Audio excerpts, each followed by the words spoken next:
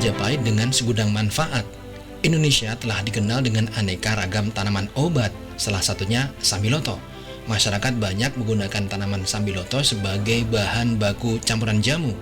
Tanaman yang di dunia internasional dikenal dengan nama King of Bitter atau Raja Pahit ini memang rasanya luar biasa pahit, namun khasiatnya juga begitu banyak. Bahkan di beberapa negara maju, tanaman ini sudah berkembang sebagai obat. Senyawa kimia yang terkandung dalam tanaman sambiloto yaitu lakton yang terdiri dari deoksiandrografolit, andrografolit, flavonoid, akane, keton terdiri dari kalium, kalsium, natrium, asam kersik, dan damar. Senyawa utama yang dihasilkan tanaman sambiloto adalah andrografolit.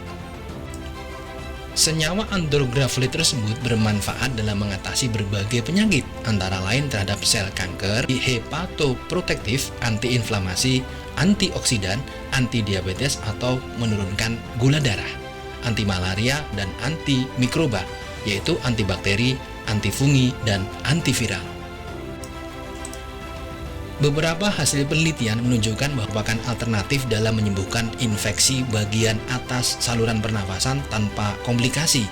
Menurut Gus Paini, peneliti tanaman obat di Badan Litbang Pertanian atau Balitbangtan, senyawa andrografolit tersebut terdapat di dalam bagian atas jaringan tanaman, yaitu daun, batang, bunga, dan kandungan tertinggi terdapat pada daun.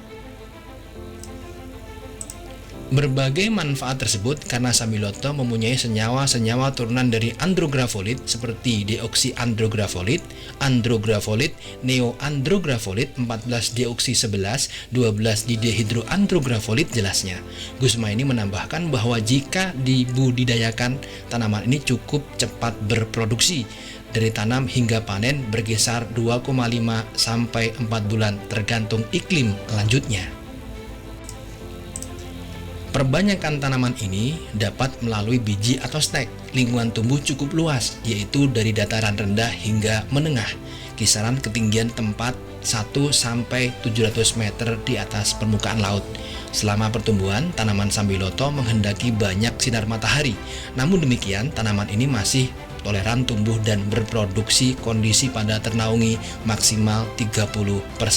Jika budidaya dilakukan dengan kondisi naungan di atas 30%, maka mutunya cenderung menurun. Umumnya, masyarakat memperoleh tanaman sambiloto yang tumbuh liar. Namun, Gusma ini tidak menyarankan hal tersebut karena produksi dan mutunya rendah serta tidak stabil. Akan lebih baik jika dibudidayakan untuk menghasilkan produk yang terstandar, ungkapnya.